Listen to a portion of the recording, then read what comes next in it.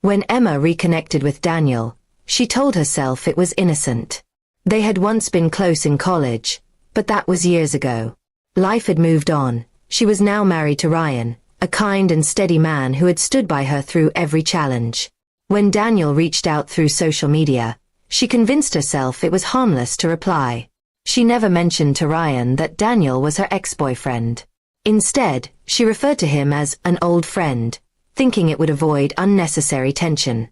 Their chat started casually, updates, memories, and harmless jokes. But soon, the messages grew more personal. Daniel reminded her of who she used to be, carefree and spontaneous. Ryan, meanwhile, had become focused on work, always tired, and emotionally distant. Emma began to crave the attention Daniel gave her, the way he made her feel seen again. One evening, when Ryan was away on a business trip, she met Daniel for coffee. One meeting turned into several, and soon, lines blurred between past and present. After that night, Emma tried to convince herself it was just a mistake.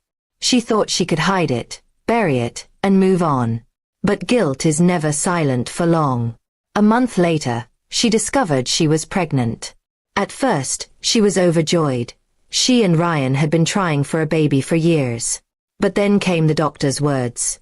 "You're expecting twins." Suddenly, excitement turned to fear. Emma's mind raced. The timing didn't make sense. She couldn't tell who the father was. Ryan was thrilled when she told him the news, lifting her in his arms with tears in his eyes. "This is the best thing that's ever happened to us," he said. Emma smiled weakly, feeling the weight of her secret grow heavier with every heartbeat. Weeks passed, and the guilt began eating away at her.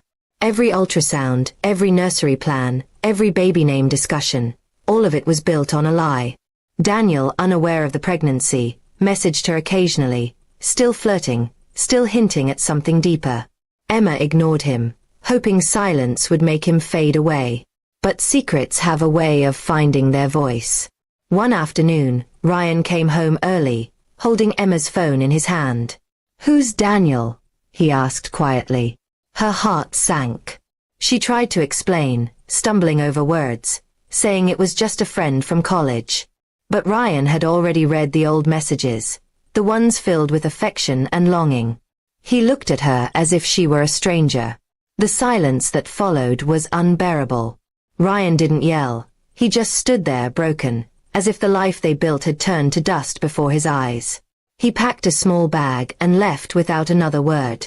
That night, Emma cried until dawn, clutching her stomach, whispering apologies to the twins growing inside her. Days turned into weeks, and Ryan didn't return. She sent messages, called, even went to his office, but he wouldn't see her. The house felt emptier each day, filled only with echoes of laughter that once belonged to a happier time. When her belly began to show, she realized she would be facing motherhood alone. Daniel reached out again when he saw one of her maternity photos online. He guessed the truth almost immediately, asking, "Are they mine?" Emma didn't answer. Deep down, she didn't want him involved, not out of anger, but because she knew he represented everything that went wrong. She didn't want her children tied to a past built on mistakes. Her pregnancy became her punishment and her redemption at once. The loneliness was crushing, yet it forced her to grow stronger. She started working from home, preparing for the babies, learning how to navigate the pain of betrayal, her own betrayal. The reflection in the mirror was no longer the carefree girl Daniel once knew or the wife Ryan once adored. She was someone else now, tired, wiser, and regretful. When the twins were born, Emma named them Hope and Grace, names that reminded her of what she had lost and what she still had left. Ryan didn't come to the hospital, though she had sent him a message. She cried when the nurse placed the babies in her arms, realizing they were innocent of everything that had happened. They didn't deserve the chaos their mother had caused. Months later, she received a letter. It was from Ryan. He said he needed time to heal, that he couldn't forgive her yet, but he wished the twins well. He enclosed a small check, a sign of care but not love.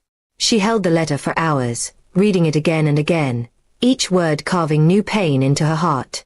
Now, as Emma rocks her twins to sleep each night, She lives with the ache of her choices.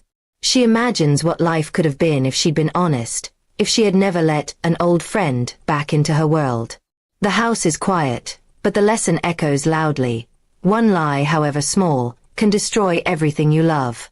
And in that silence, between the soft breaths of her babies, she finds a fragile kind of peace. Not from forgiveness, but from finally accepting the truth.